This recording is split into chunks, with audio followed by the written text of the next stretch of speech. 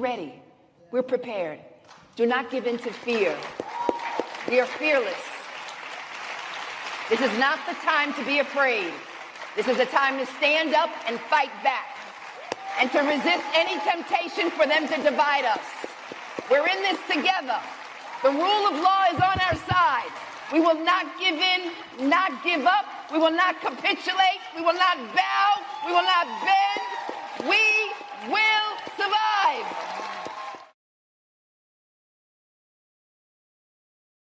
Here's a Trump thing that amid all the other Trump things you might have missed yesterday. He's demanding the resignation of a woman by the name of Lisa Cook, who is a governor of the Federal Reserve.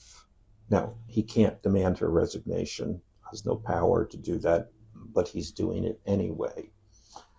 This could be part of his effort to get the Federal Reserve to lower interest rates. But it's also impossible to miss that Lisa Cook is the first Black woman governor at the Federal Reserve. Now, Trump has many racial tics, but I've been particularly attentive to a thing that he has about Black women.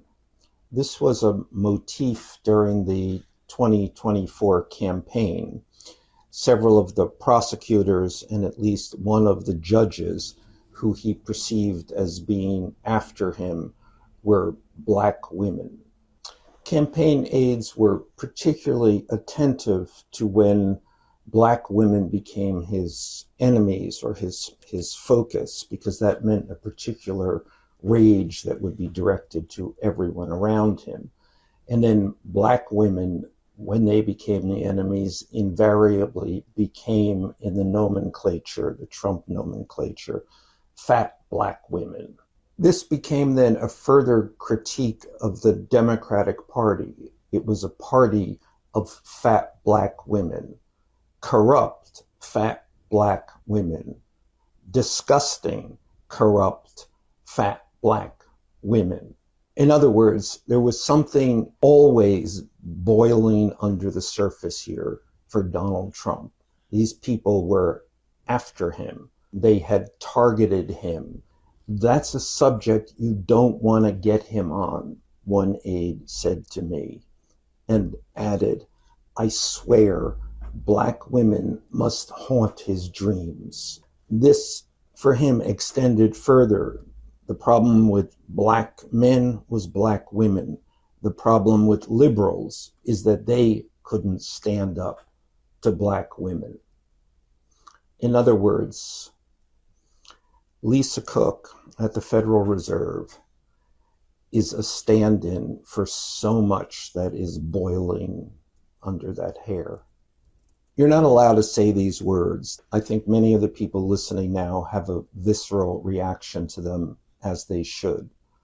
But here is the thing. Donald Trump says them all of the time.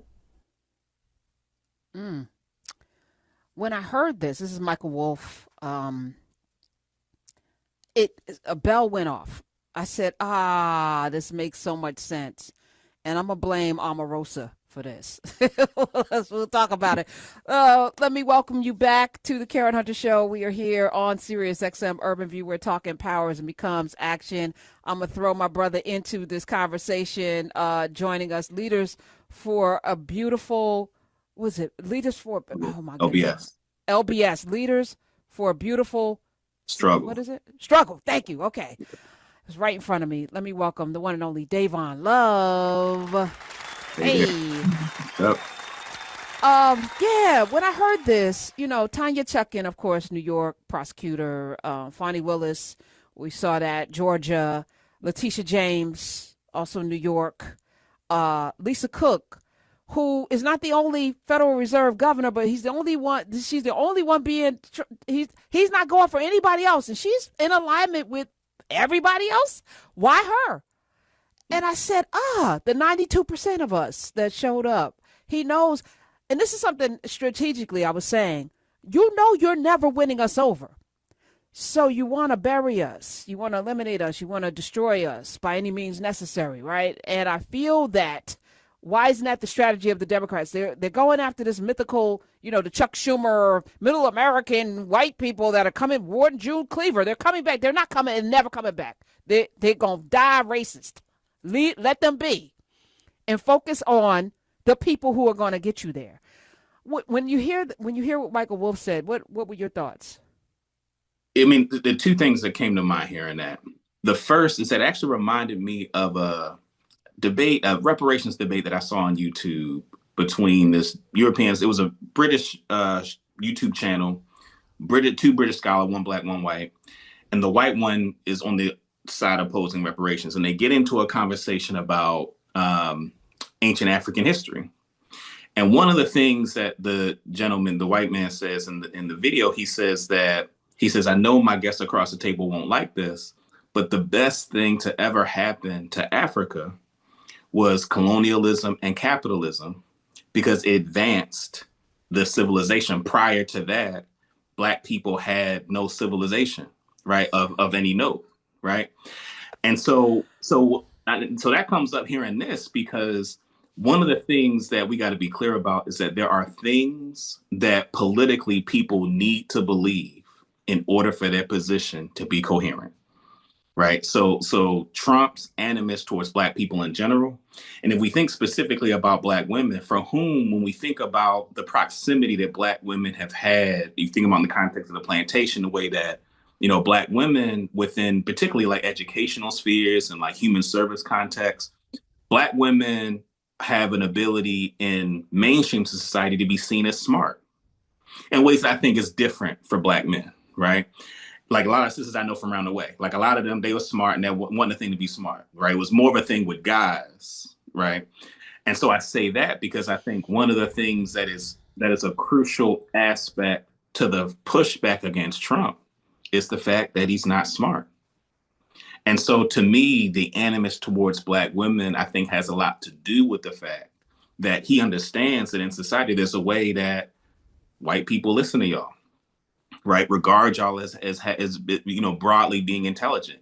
Otherwise, they wouldn't have, again, historically, teaching their children how to read and helping them, all those kind of things. So to me, it demonstrates what he needs to believe in order for his project to work.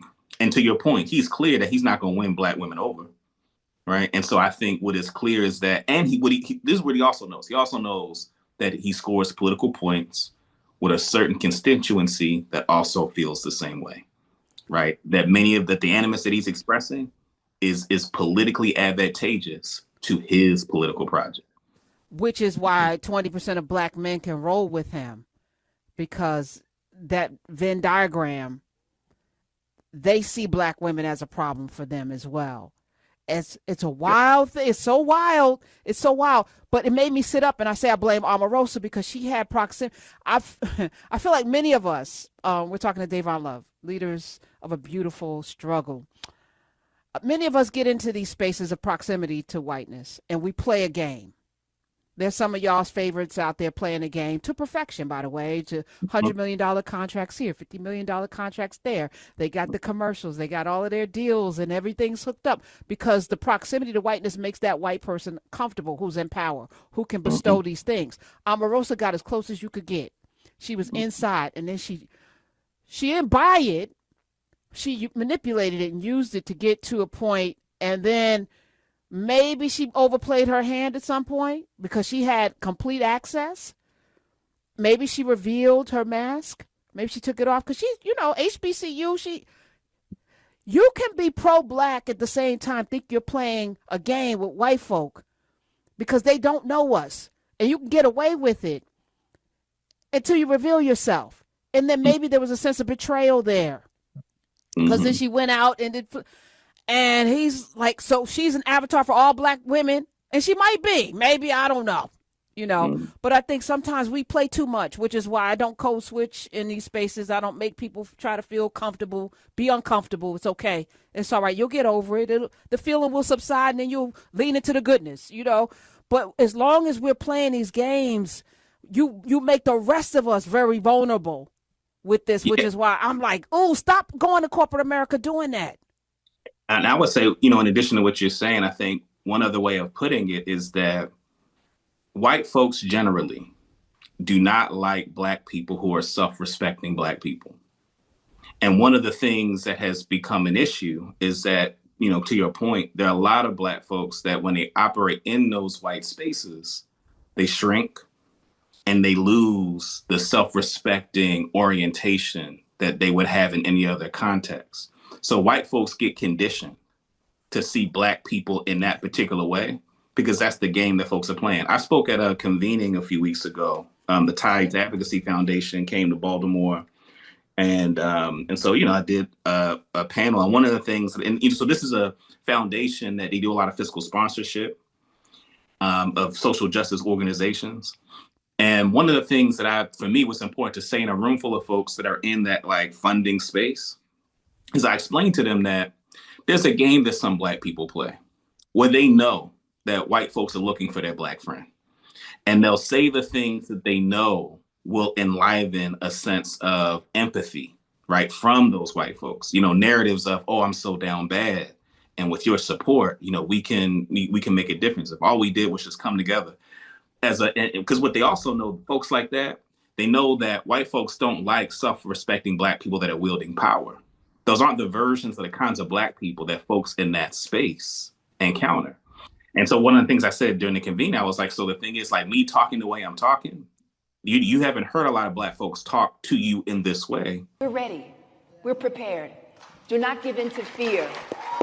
We are fearless. This is not the time to be afraid. This is a time to stand up and fight back and to resist any temptation for them to divide us. We're in this together. The rule of law is on our side. We will not give in, not give up. We will not capitulate. We will not bow. We will not bend. We will survive.